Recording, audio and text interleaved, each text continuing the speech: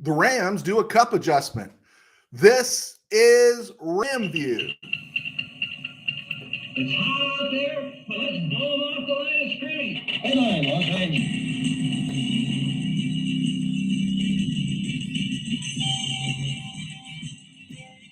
Live from the Ram Cave, I'm Joe Terosian, and this is RamView, the June 14th, 2023 edition, brought to you by the Kistler Law Firm. Injured in an auto accident? Need help? Got questions? Call Kistler Law at 661-206-6990. That's 661-206-6990. And check out KistlerLawFirm.com. That's one word, KistlerLawFirm.com. Kistler Law, they've been fighting for you since 92.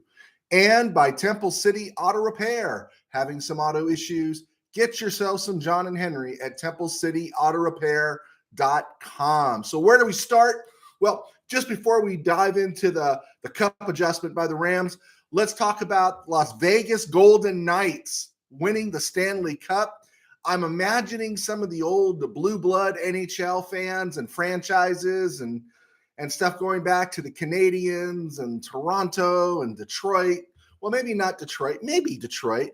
All these Canadian hockey teams, they just got to be twisting. The Winnipeg Jets, remember all these teams, right? And you got to be thinking about all that history in Canada and now Las Vegas. It's bad enough the Kings win a Stanley Cup, but now in Las Vegas, they're kissing the cup. And I think it's great for the league. I don't know, for the Blue Bloods in Canada, it might be kind of brutal to deal with. And of course, this is great. My friend Dwayne Barker over at Mid-Valley Sports, he talked about how he's always been a Golden Knights fan. And I remember, back in the 70s when we were kids, he was always watching Golden Knight games. So there you go. Moving on real quick here before we jump into football. It's kind of football. Did you check out the love fest between Shannon and Skip on Tuesday morning? Did you see Shannon Sharp's farewell to Undisputed and Skip? And I loved it how Skip said Shannon never took a day off, but it seemed like every time Skip tweeted something that Shannon didn't like, or Shannon listened to his agent and said, "Hey man, it's good for business. Act like you're offended." DeMar Hamlin case being the prime example. Shannon would just bail. Shannon, as I've always said, was soft, great on a football field, but as far as personal integrity, the ability to stand up, I think he blows with the wind way too much. And Skip just has a hard time dealing with something outside of the Dallas Cowboys. I would turn on the show at 6:30 if I was walking around, but after a while, it just got so brutal to watch. Now, when Shannon is talking football, he's fantastic. But when he goes off on his tangents and his social things and everything, not a big Shannon fan. On the football field, absolutely. But that whole crocodile tears thing of crying, I'm sorry. It was like, wait a second, you bailed on this guy. You trashed Skip Bayless on Twitter, and now you're loving him. And then Skip says you never called out sick. Shannon always called out sick. He always called out when something wasn't blowing in a direction that maybe his agent and his groups didn't want him to go with the trend. Everyone on the mob wanted Skip's scalp. Shannon went with the mob, and Shannon's always going to go with the mob. And that's somebody you can't depend on in a foxhole. So I thought that was interesting watching that. Okay, got that stuff out of the way. Real quick here, the Rams did restructure Cooper Kupp's contract. Kupp turns 30 tomorrow, and this adjustment restructures his funds, his money, and it lowers the Rams, gives the Rams cap space, money to play with in 2023 to the tune of 10.7 rocks. And this will tie him, though, as it's extended through the 2026 season in terms of finance. And I don't think anybody wants Cooper Kupp to go anywhere, but Kupp turns 30 tomorrow. Kupp has had a couple of knee injuries with the Rams, the high ankle sprain with the Rams. He's been anything and everything. I love Cooper Kupp, but the cold reality is Cooper Kupp turns 30 tomorrow. 30. And He's special. He's a great route runner. He's not dependent on speed, so maybe he can lose half a step, but he's 30 and the hits are piling up. And so enjoy this season and maybe the next, because I don't know how much more we're going to get of this great Cooper Kupp. In terms of the restructure, it wasn't unexpected. We were talking about this a couple months ago. In terms of if the Rams could have done this and maybe gotten somebody else to restructure, they could have kept this team together. And of course, I've argued that I felt like this team's window was still open. McSnead felt it was different, and so they jettisoned the players and they did not make the restructure till now. The restructure doesn't necessarily mean they're going to go out and have some big thing on the docket. They could. It's the Rams. You never know. But they did need to clear some space because they had to sign their draft picks, especially their top ones, and they got those guys signed, especially Avila. And so they're all under the tent, and the Rams have some money to work with going forward in the season. Of course, the rumors are still out there in terms of Dalvin Cook. And again, we said this: if the money's great, you don't have to pay him anything. Great, you'll take him. Dalvin Cook would make the Rams offense more dynamic. Of course, Cam Akers would probably quit by week 4 because I don't think he likes sharing.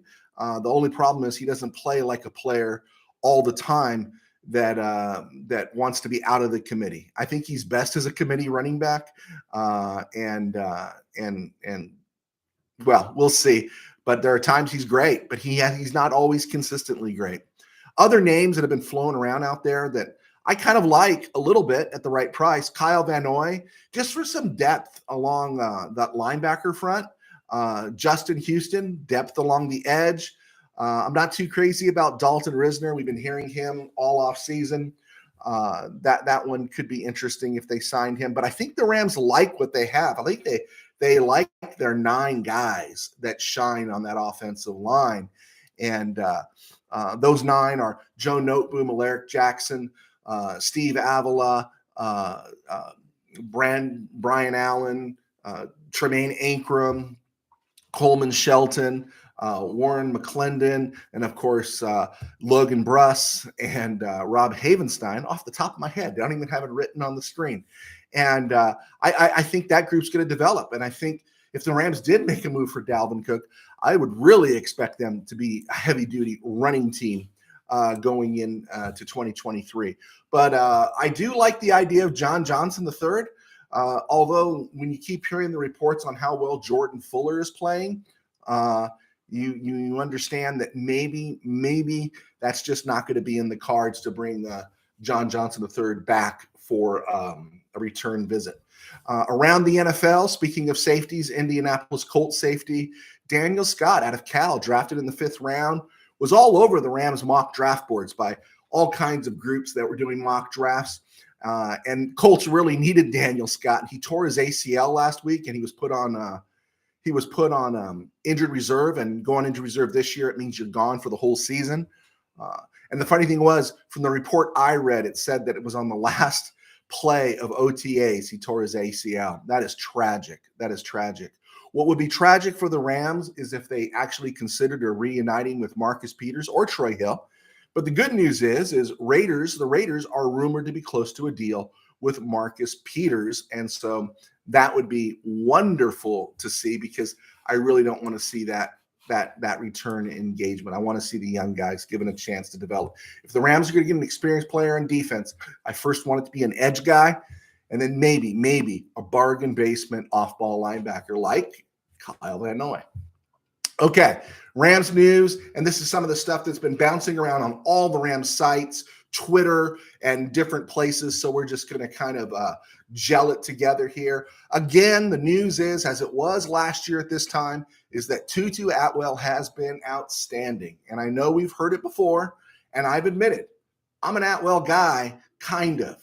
I just don't think it's been fair to blame him for the Rams not drafting the greatest Ram who never played for the team, Creed Humphrey. It's not Atwell's fault that he was drafted too high. And I think we also got to see in Atwell, why the Rams liked him. His hands are good. He is lightning fast. Yes, he's a little bit light, of course, but it is interesting to see if he could really, now that this is the year that he develops. And one of the things talking about Atwell, and I've shared it before, is we look at the Rams have drafted Puka Nacua, the steal of the draft, right? The signings of Tyler Johnson and Demarcus Robinson. The Johnson signing was hailed as some great thing. These are not responses to Atwell's failure as a wide receiver. This is the desire for these receivers to fill other needs, because these guys aren't burners. Atwell is the designated burner, and so these guys are the bigger receivers. They're looking to be maybe the bargain basement version of what Allen Robinson wasn't last year. Maybe hearkening back to what Robert Woods was. You don't just replace Robert Woods. And everyone's talking about Puka Nacua like he's the next Robert Woods because he's the steal of the draft. But he's not Robert Woods. You just don't replace Robert Woods. But these guys, Nacua, Johnson, and Robinson, are built in the mode and in the mold of Robert Woods. They are not responses to Atwell not doing his job. Does that mean Atwell could be traded or cut? Yeah, there's always that possibility. But even McVay says Atwell's been fantastic this year. Also, conflicting reports on various boards about Brian Allen, the Rams center, getting demoted. You see one that he was running with the third string, but then I do remember reading earlier, maybe April, maybe early May. I do really remember reading that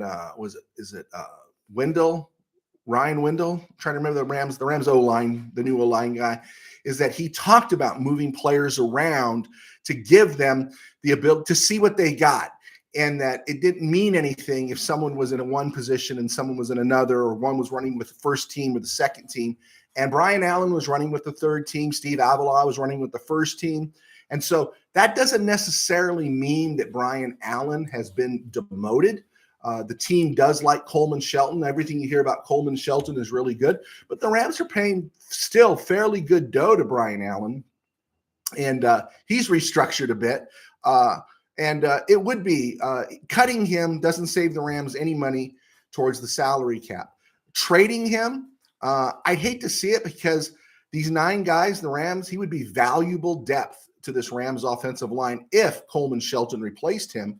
But if you got a 4th rounder or 5th rounder for him, yeah, I could see the Rams moving him for a draft pick, and then you get the savings to the cap by making the move. But I wouldn't buy into too much of he's been demoted right now.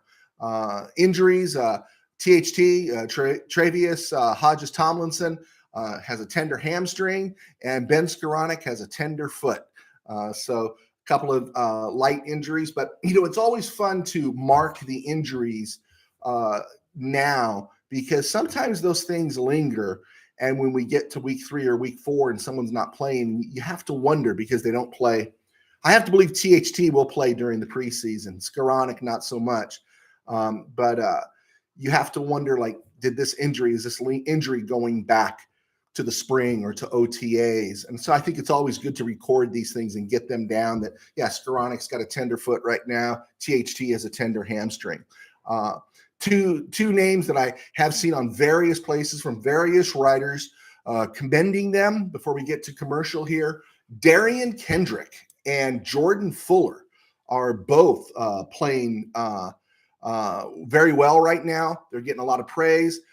Kendrick went in the 6th round last year, and he would have gone higher, but he had off-field troubles. And if you saw him last year, he graded out very poorly. I think 117 out of 118, according to PFF. But if you saw Kendrick play, he played with a lot of aggressiveness, and I don't think that necessarily fits the Rams' idea at corner. And so I think he probably needed that year. He needed that this offseason to get adjusted, and you don't want that aggressiveness taken out of him. But I do have high hopes for Kendrick. I think him and Kobe Durant could play very well.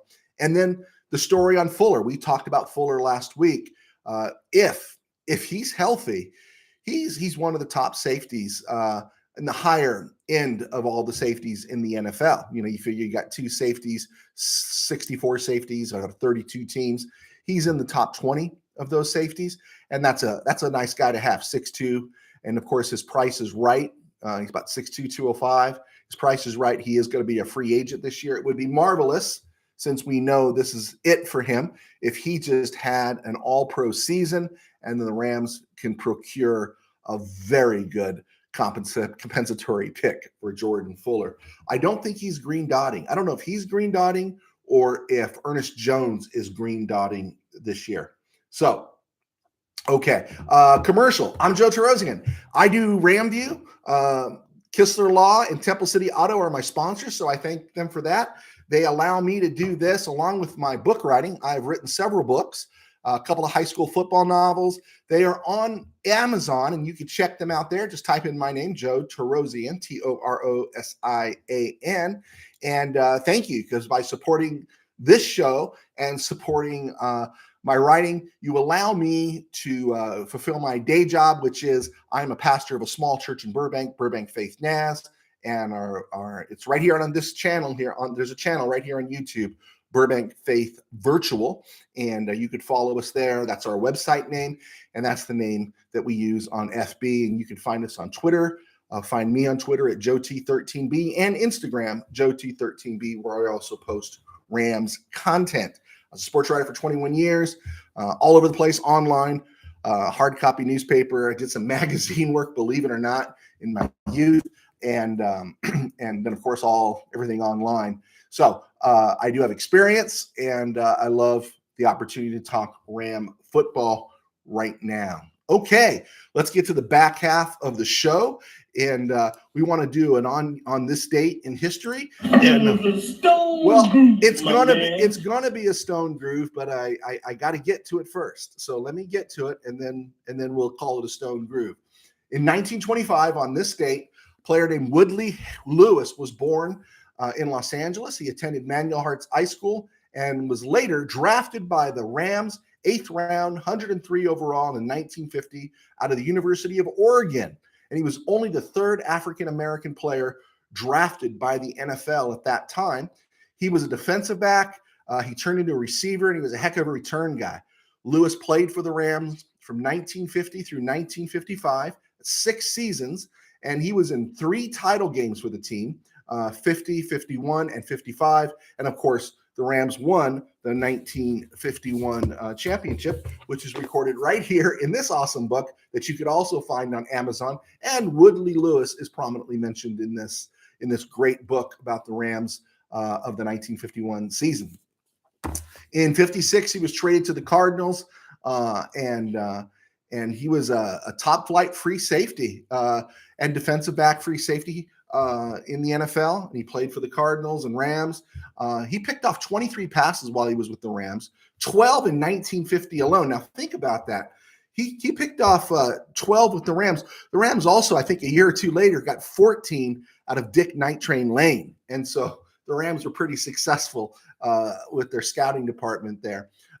He was also top flight return man while with the Rams. Lewis returned 3 punts for touchdowns and 1 kickoff return for a touchdown. And in his last year, he caught 19 passes for the Rams, which is no small feat when you figure, I think in 55, Elroy Hirsch was still there. I think Bob Boyd was still there. I think Tom Fears had retired, but to catch 19 passes while also playing the secondary, that's pretty cool. He also played 2 ways for the Cardinals from 56 through 59. I think his career high in catches for his season was 46. And here's the other thing that deserves merit in regards to Woodley Lewis is he's one of only 3 players to never miss a game in the 1950s. Try that on, huh? Only one of 3 players to never miss a game in the 1950s. And he spent his last season with the Dallas Cowboys in 1960. He only played 6 games and was released in November. Lewis died in December 29th, 2000. At the age of 75 from kidney problems. He was a successful businessman, become one of the first business owners in LA. And so I believe it worth mentioning Woodley Lewis. And so I wanted to get that one out there. It was a stone groove. It was great to look up stuff about Woodley Lewis. Okay, on this date in 1968, the Rams traded the rights of Gary Beeben, who they had drafted in the 2nd round and 30th overall out of UCLA. Beeben, Heisman Trophy guy, big guy in the life of former sports writer Steve Ramirez, who watches this show. So, Steve, congratulations on Gary Beeman being drafted by the Rams in 1968. However, it wasn't long. They traded his rights to the Washington Redskins on this day, and in 1968. So they drafted him, and then they traded his rights to the Redskins for a first-round pick in the 1969 draft, which, what a heck of a deal. I think Elroy Hirsch was the GM. That's a great move. And then in 1969, the Rams drafted with the 10th overall pick a fellow named Jim Seymour, 6'4", 210 out of Notre Dame. And he was the older brother of Paul Seymour, who later played tight end for the Buffalo Bills, was a blocking back on that electric company that blocked for OJ. But Seymour never played for the Rams. In 1969, he was doing military service. And in 1970, he was traded along with Ron Smith to the Chicago Bears for stuff that just didn't work out. And he only caught 21 passes in his career. He scored 5 touchdowns. He was out of the NFL by the end of the 72 season and had a cup of coffee in the WFL before it all came to an end. The interesting thing about Seymour at 6'4", in 1970 for the Bears, he only caught 6 passes, but 4 of those were for touchdowns. Just wanted to get that in there. Also on this date, in 1972, the Rams signed Texas Southern quarterback Dave Mays. Now, that might not sound familiar to almost anybody, but maybe if you know something about 70s football, his name was, they called him Dr. Dave Mays, Dr. David Mays. He made his bones with the Cleveland Browns in 77 when he came in for an injured Brian Sipe, led the Browns to a couple of victories. But Dave Mays was signed on this date in 1972 by the Rams. He was 23 at the time, and he was released a month later on July 17th, 1972. Interesting. You try to track that. And I did read an article where Mary Mays talked about he wasn't around very long. Tommy Prothro was the Rams head coach. Jerry Rome, who was the Rams backup quarterback in 71, was still in camp. And the Rams ended up releasing Mays in July. And then in August, they signed Pete Beathard and cut Jerry Rome.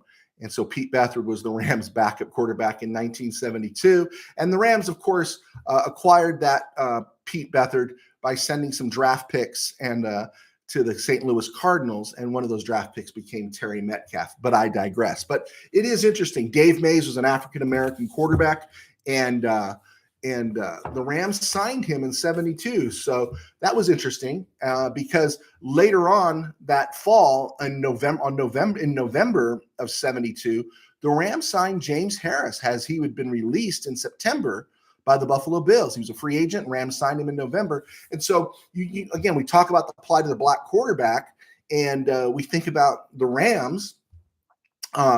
Dave Mays was signed by the Rams and given a shot. Pete Beathard came in, and of course they went with the experienced guy. But then James Harris was signed mid-season in 72. So something to keep in mind about. Also, I've mentioned this before. It's a great reference book besides being a read. It's called Third and a Mile, and it was done by William C. Roden. I believe he's passed away now. This is another book. See, I can advertise books that aren't mine on my show. Isn't it awesome of me? But this is a really good read. Don't let the ESPN garbage on the top fool you.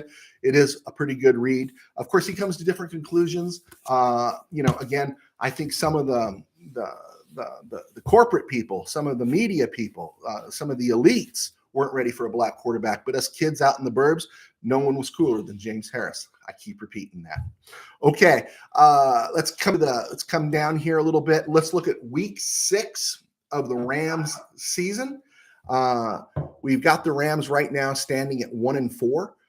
You got a win in Indy, but there's just no way to project victories for the Rams against the Seahawks, 49ers, and Bengals, and then later on at Philly being in SoFi. So we got the Rams winning in Indy, losing those other games. So right now the Rams are 1-4, and what we're doing is each episode we're taking a look at each week of the Rams season. We're going to do it by looking at the defenses of their opponents first. And then we're going to come back around and look at the offenses of the opponents, and we're going to do that through the summer. So right now we've got the Cardinals at SoFi on October 15th, 2023. All time, the Rams lead the series with the Cardinals 48-40-2. The playoffs, Rams are 2-0 against them. And early on, I projected this as a win for the Rams, even though Colt McCoy carved up Raheem Morris's defense last year. I don't think there's anything on the defensive side for the Cardinals to compensate for the Rams offense this time around. And we're going to take a look at that right now. The losses this offseason: J.J. Watt retired, DeAndre Hopkins was released, Rodney Hudson pretty much retired, and even Budda Baker wants to be traded. And I don't know where they're at on that one. Right now, he's still with the club. The additions the Cardinals made, outside of Keizer White from linebacker from Philly, there are no significant, and even White's not that much of a signing. The best moves the Cardinals made was through the draft, where they drafted tackle Paris Johnson Jr., B.J. Ojulari on the edge, cornerback Garrett Williams, Syracuse, Michael Wilson, wide receiver Stanford, John Gaines, guard UCLA, Clayton Tune out of Houston. And it really, outside of Paris Johnson, it reads like a Rams mock draft as well. And but those are the additions. Literally, those are the additions to the Cardinals this year. And you read all the departures. And plus, Kyler Murray, we know, is probably out until maybe November. And so, yeah, this team's in a world of hurt. They start the season with the Texans in Washington. They play the Giants, the Cowboys, the 49ers, the Bengals. So by the time they get to SoFi, it's very likely the Cardinals will be 0-5 and on the inside track in the Caleb Williams Derby. And so, yeah, this team's not going to be very good. Like I said, you're looking at their defense defensively, they still have Budda Baker, and that's it. They have Budda Baker. The new HC, former Philly defensive coordinator Jonathan Gannon, brought off-ball linebacker Keizer White with him, and he's not great. He's just okay. They drafted Ojulari for the edge, Garrett Williams at corner. But even right now, these guys aren't projected to start. You hope they develop. But right now, the Cardinals have no ability to stop the run. You know, you talk about maybe the Seahawks not having the ability to stop the run. The Cardinals literally have no ability to stop the run. And right now, they don't have much ability to get to the quarterback and very limited ability to defend any receiver outside of the USFL. Yeah, they have a little more talent on offense, of course. Hollywood Brown is still there. Connor's at running back. Colt McCoy's a competent quarterback. And he's great when he plays Raheem Morris's defense, but I digress. And so they have some they have Ertz. They do have some weapons on offense, but it's not enough to compensate for this defense. If the Rams lose this game at home, okay, if the Rams lose this game at home to the Cardinals, as it stands, with everything as it stands right now, if they lose this game, literally somebody should be fired or released. That is just, it's just no good. It's not acceptable. But with that said, the Rams actually should be dropping a 40 burger on this team, and everyone's going to be really happy and feel really good because there's probably going to be some plays and playing loose and easy with a 40-point lead. There'll probably be a defensive touchdown someplace in there, and the Rams are going to improve to 2-4 on the season. So 6 games in, we see the Rams at 2-4 with wins over Indy on the road and the Cardinals at SoFi, and we'll just forget about the rest. The one good news about the Rams team is that if their offense can compete, which we think it will, maybe there's a possibility this defense could develop, okay? Maybe this defense could develop. The high wind ultimate window for the Rams is 10-7, 9-8, and that puts them in the wild card spot, right? In the wild card discussion, especially in a weak NFC. The most likely scenario, and I don't know if it's necessarily the worst case scenario. I see the Rams finishing 7-10.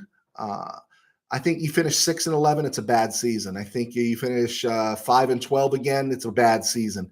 If you finish 7-10, it's to be expected because they've literally rebuilt this defense. We've talked about the snaps on this defense. We've talked about how Aaron Donald has played 7,000 NFL snaps.